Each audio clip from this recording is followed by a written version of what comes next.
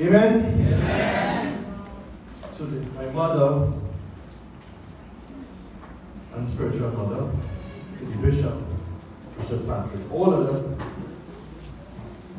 men of God, women of God, a pleasant evening. I want to show off a bit before we start. My mother's alive. Let me stand, please, mother. Praise the Lord.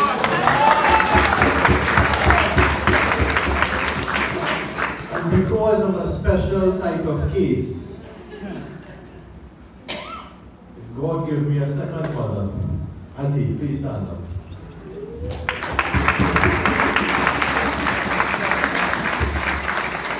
So I have given thanks as well for that. It is good to be standing in the land of the living. I had a very special bond with my father. And every time I should come to this spot, it brings back a lot of memories that the emotions are mixed. But as we get into the word, we realize even God has mixed emotions. But the difference with him, he has the power to contain them. So the lesson will be taken as the theme was stated. The first book of Genesis, verse 26.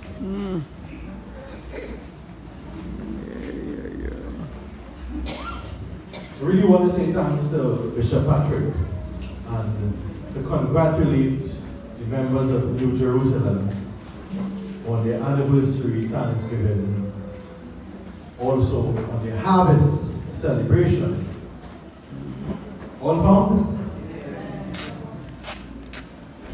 And God said, "Let us make man in our image, after our likeness, and let them have dominion over the fish of the sea, and over the fowl of the air, and over the cattle, and over all the earth, and over every creeping thing that crept upon the earth." And rest at the 26th verse. Glory to the Father, and to the Son, and to the Holy Spirit, as it was in the beginning, is now, and ever shall be, world without end. Amen. When I was informed that I have to speak on this theme, many things would have come into my brainwaves. But we all know, as God-fearing people, let the Holy Spirit guide us. Amen. Holy Spirit.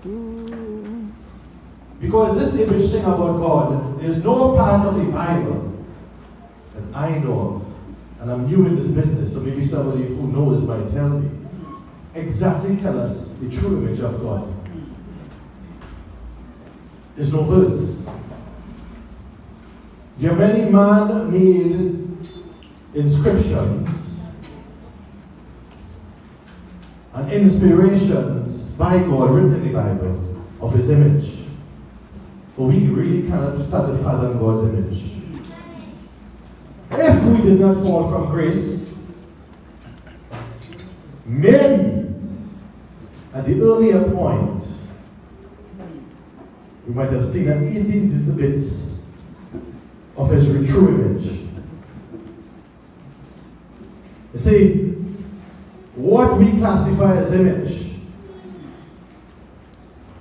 is what Google tells us. I want to thank God for something.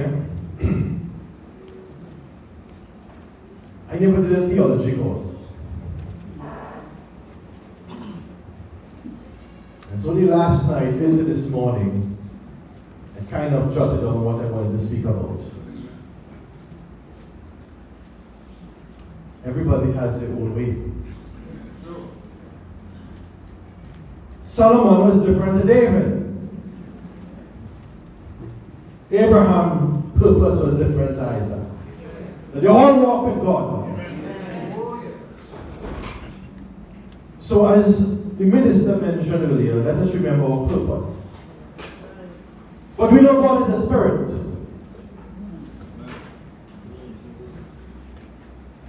But you can't see a spirit. But you can feel the spirit.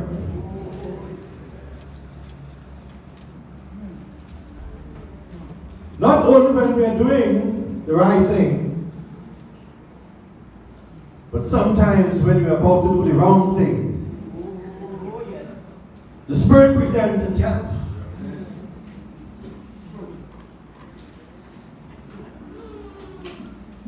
Sometimes you want to come across as though we are holier than thou. That's the image we want to project. That's not God's image.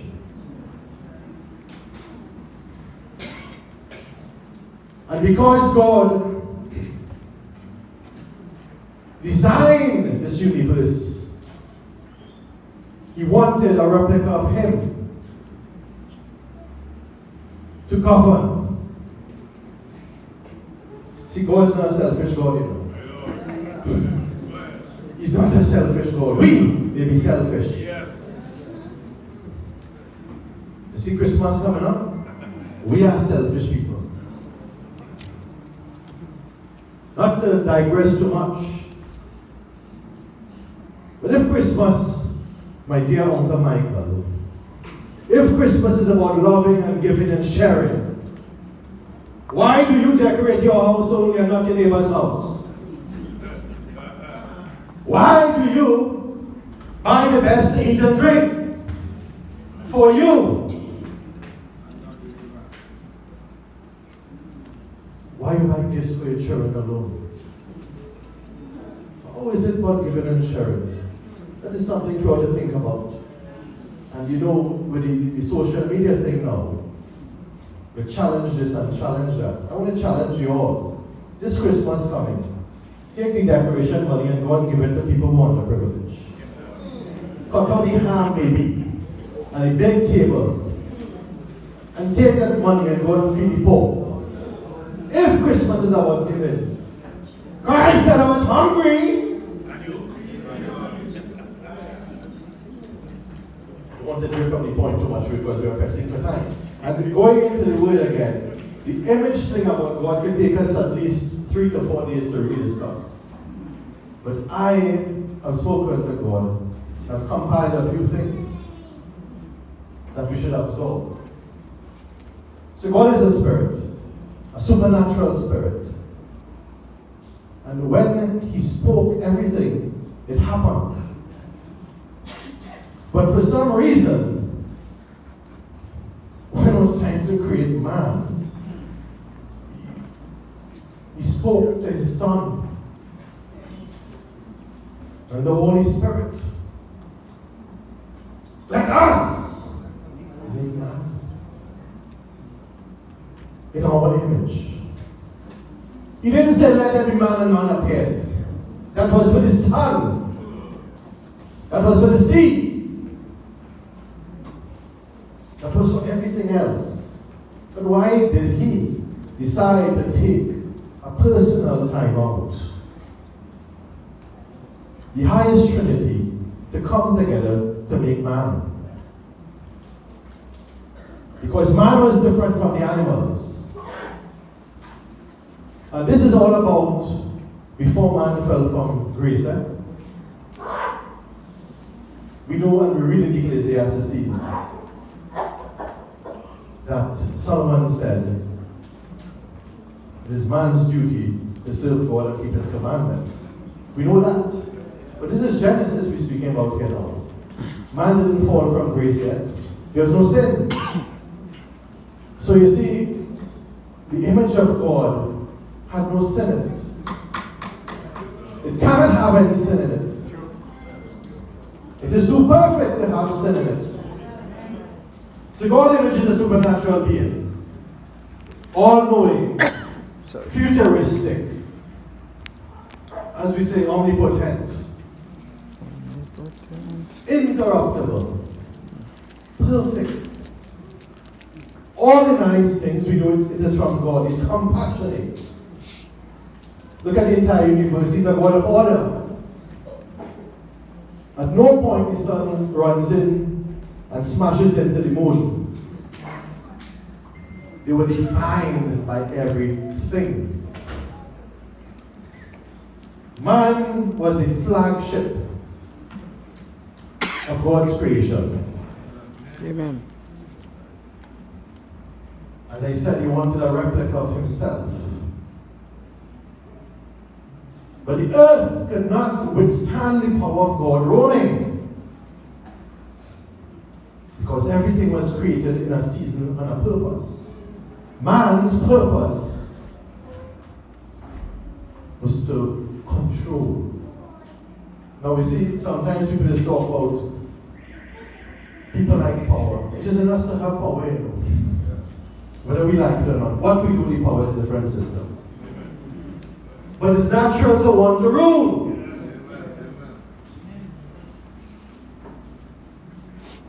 If we look at the animal kingdom, we are the top.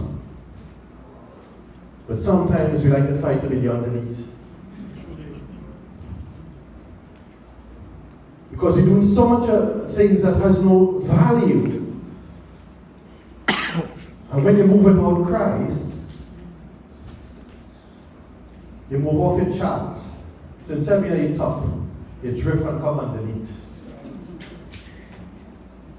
And when you come underneath,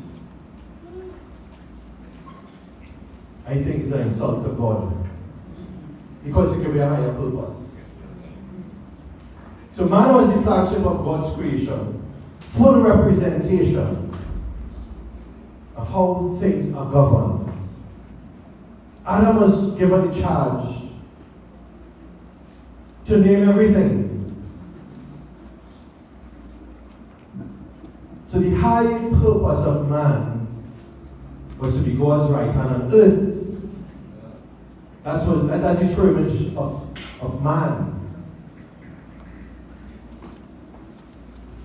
God in his infinite wisdom again knew that sin would come into the world, but he left it to happen. And there are some things we will never know about God. Christ said half is not yet being told. Truly. We live in a world where there are a lot of atrocities. And we ask ourselves, where is God? The God is right next to us. We violate. Thou shalt not. But all the thous, that is what we want to go and do. For some reason, you see, that is Adam's problem. He had it too nice. Sometimes when things going too well in your marriage, you want to see how outside is.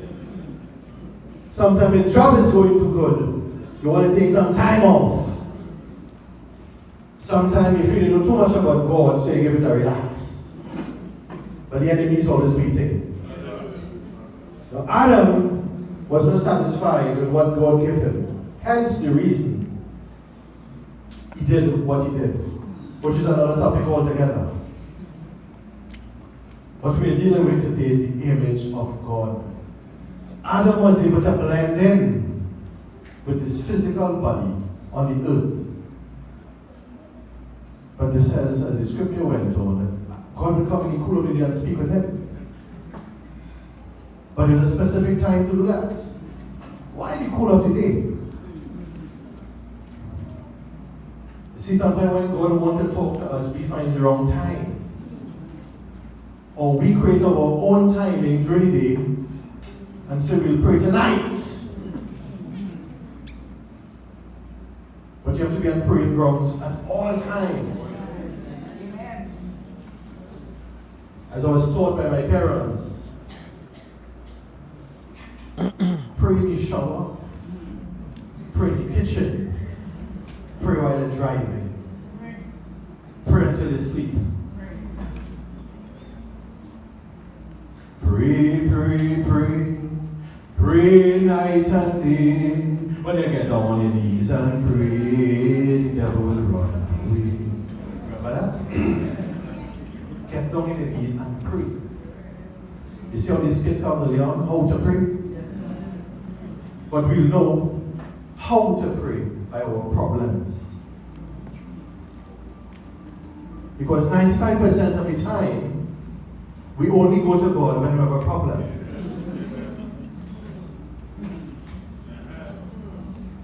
But it's normal.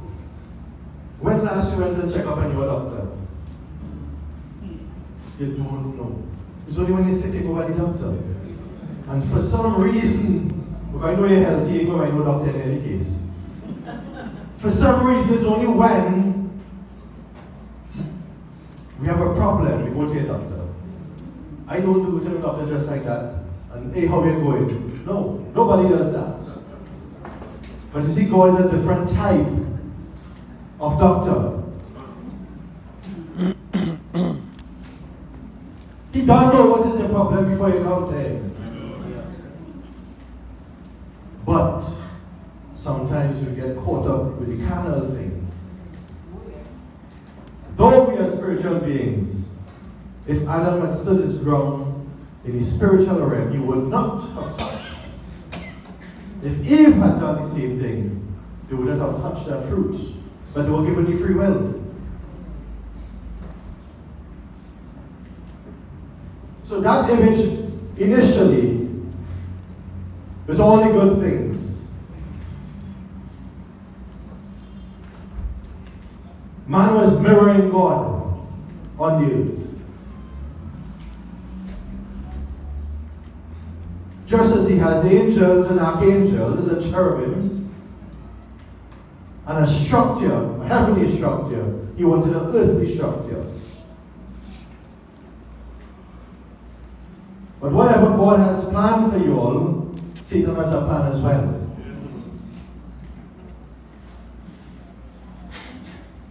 And we have to hinge ourselves daily.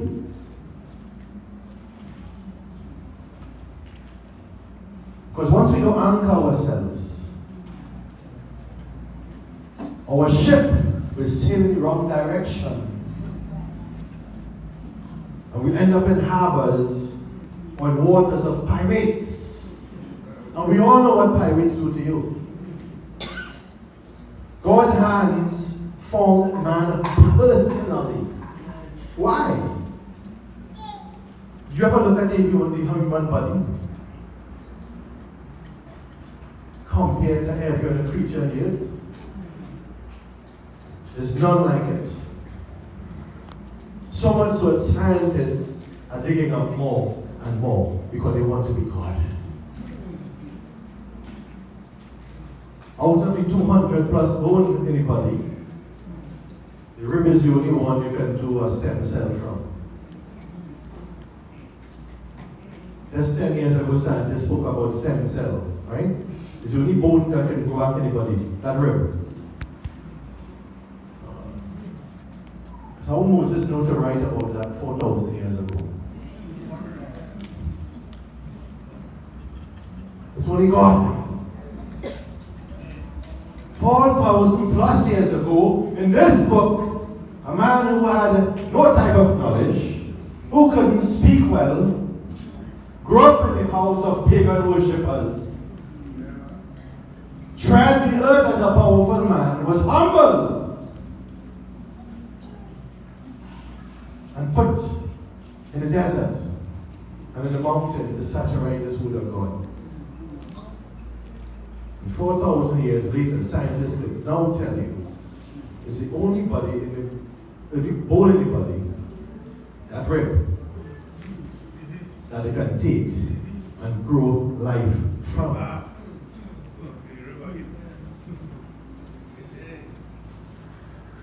So it tells us something about the imagery of God. That God is the greatest scientist. Amen.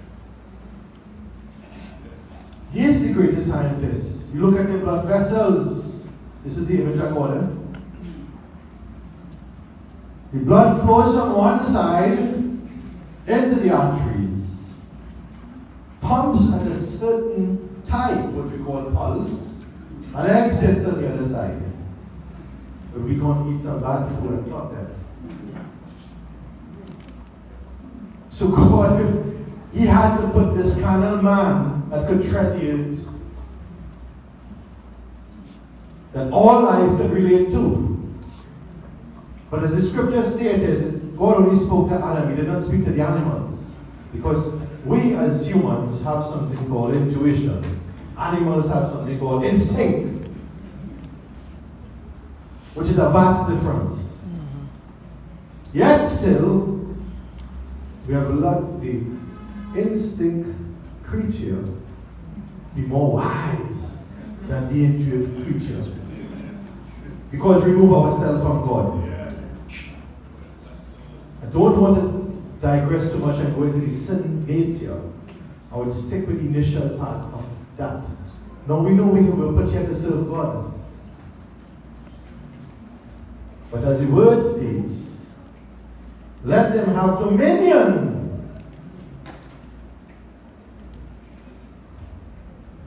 And dominion is a lot of power. So much so that some cultures and some dominating males use it to control people. But that's not God's image. As I said initially, there is no scripture can really describe God's image. All we know God is a spirit. We know He's love, He's time, He's space, He's matter. He's everything that is good. He's not anything, not any of evil, but He knows evil. And the reason He knows evil is the conqueror of evil.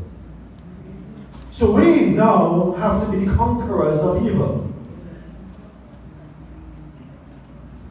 Can't allow ourselves to move back into darkness.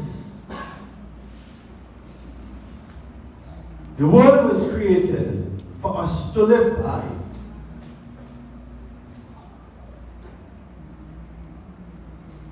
We as Baptist people say, this is our chart, our compass. It's nice to rattle out what it really is. But for me, I see it as life. Because if we work by this, you will have eternal life. That's what we are striving now because of sin. This is where, you see, as Corinthians 6, 1 Corinthians 6:19 tell you, the body is the temple of God. So it took another 5,000 years for Paul to know what the body was created for. So we have to work in spiritual unison with God. We must not put ourselves in a position to cause disaccord. You see, He said, let us. He didn't say, I'm going to make man, you know. We like to beat our chest too much. We like too much of power.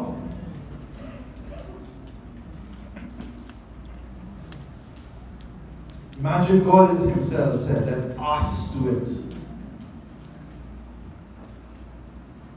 He could have gone easily and do it. But it is supposed to show He's a peaceful God. But He's also a God of hate.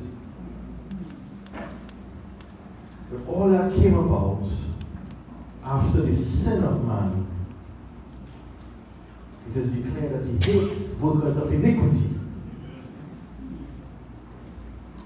So having said all that we have said, we have to examine ourselves or re-examine in some cases.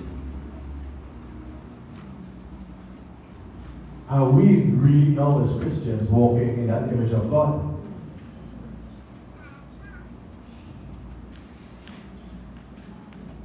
We could continue with dominion, but in this case, we could have dominion over Satan. But we can do it through Christ. And there are lots of people who debate that they could do it without Christ. I don't know. I am happy for them. If we feel that we have the power over Satan, I don't care how much book you read and how much seal you get. You see, people like to buy books to get sealed because they're not happy with Jesus alone, you know. Now, I ain't talking about if the Spirit give you a seal. I don't get. We talk about inquisitive people here now.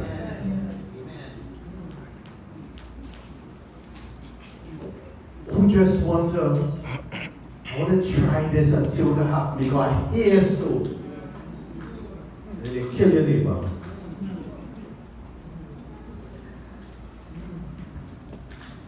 So dominion is us. But we don't live in that. And we have to use it with wisdom. Power is good, but with wisdom. And I've seen it in the physical realm. I've worked with different type of people. And God, I tell you, dominion and power is really not for some people.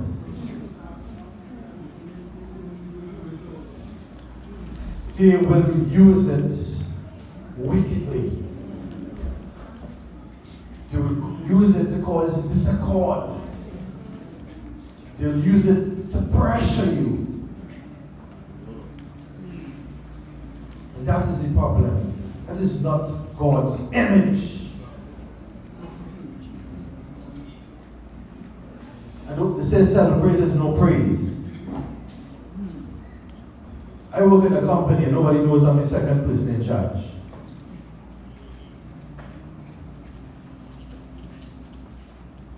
I will walk through the door and I'll fix the mat. Until one day somebody asked me, who was visiting? Are you the security? I said yes. Yes, I'm the security. I'm secure in my righteousness. See, Christ was a humble man. And I'm coming to that because we know time is coming down. Christ himself comes as a body to dwell, as the scripture declares, amongst men. Why did he just stay in the sky and give direction? He could have done it. He's God. But he humbled himself and took the natural channel as a child, as a baby, a teenager, into adulthood. Just to show what the image of God should be.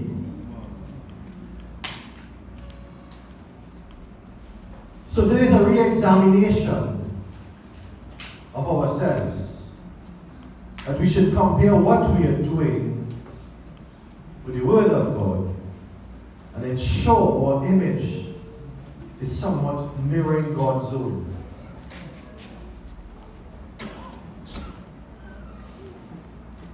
It is a journey, a spiritual one that is. And I don't care if in the Baptist Street 150, it's got plenty of us. I listen to them and I nominate. I like to hear always with, I listen to so. What do you have to show since you so?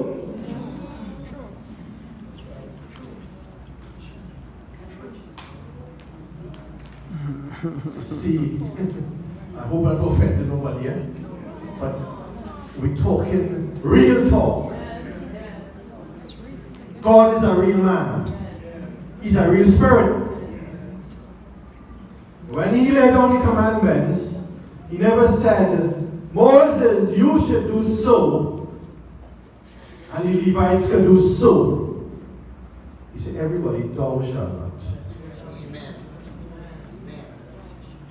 So we can't feel because we are of high office, we are exempted from doing the right thing. That's not the image of God.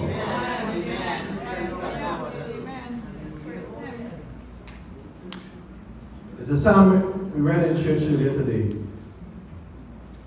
And it says that eating bread in private, in secrecy, is sweet. It's sweet for how long? I'm not saying anybody is perfect, but we must work and walk towards perfection. I don't think I have anybody here put a line more than me. And now, it don't bother me anymore.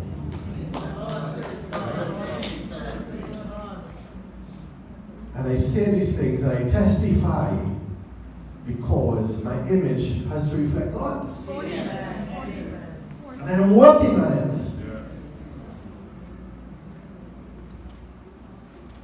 See, in Thanksgivings and in harvest, you have to testify. Because somewhere along the line, a seed was sown for me to be here. So I'm reaping something now. What are you reaping?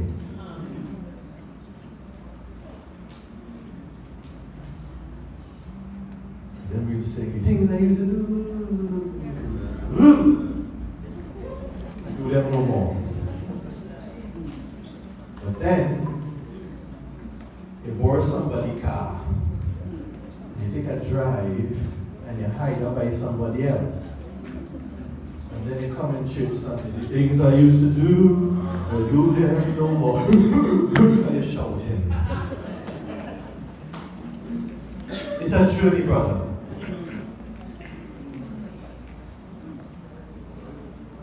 Imagery is important. What image are you portraying? What likeness are you developing? And your journey will take you 99 this week. Next week, 98. The following month, 97. You start to fix yourself and re-image yourself and fashion yourself in the likeness of God. Because Adam had it correct, but he went wrong. And because we know that, we are now given the opportunity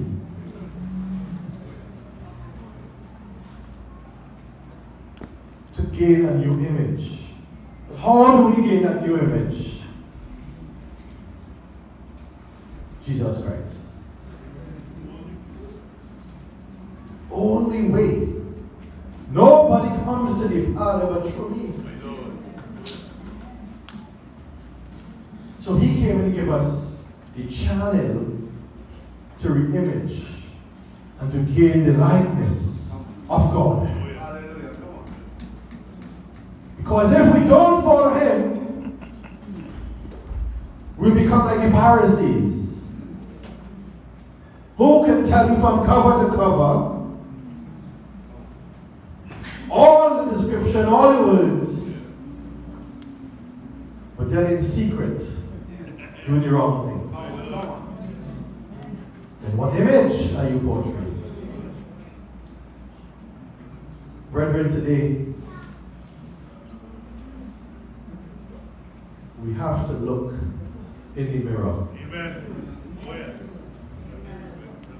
Go in the mirror, the spiritual mirror, that is it. The spiritual mirror, and examine well. Why are we pursuing certain things? Does it feed a certain spirit in you? But then that certain spirit may not be the Spirit of God. Examine the imagery and the likeness. Because not all spirit that make you feel good is God. Not all spirit that make you jump and be happy comes from God. Likeness, we have to keep the Spirit of God with you to maintain that likeness. It didn't say unlikeness, you know.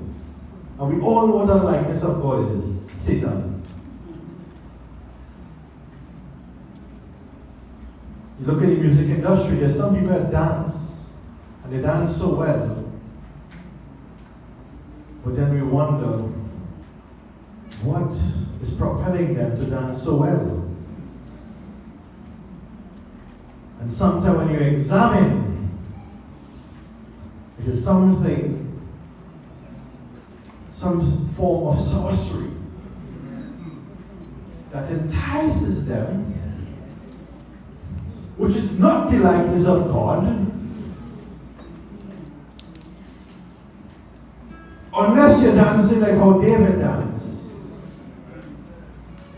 Then it's different. Remember Saul, he didn't want to dance like David did. He was too caught up in royalty. His imagery, his robe. David couldn't care, you know, because that was the joy of God. David had to play music for Saul, for him to stay calm. Because his spirit, he had a troublesome spirit on him. So brethren, today, as I'm coming down to a close, as I said, this topic could take us a good day. There's so many segments we can pull out. But then when you put a big plate in front of you with food, you try to eat all. Many different ill things happen. So I want to bless New Jerusalem today. Bless Mr. Patrick. I want to thank Mother Kay as well for always giving me a certain type of support, that teacher support. And of course, I always thank God. But I want to thank God also for my deceased father, and for my mother, and for my aunt, and the members of my church for giving me that support. Because it's an imagery of God, that God work has to go on. So God bless you all. Bishop Patrick, thank you very much for the work of the doing with us. God bless you, and see you all next year, 2019, please God.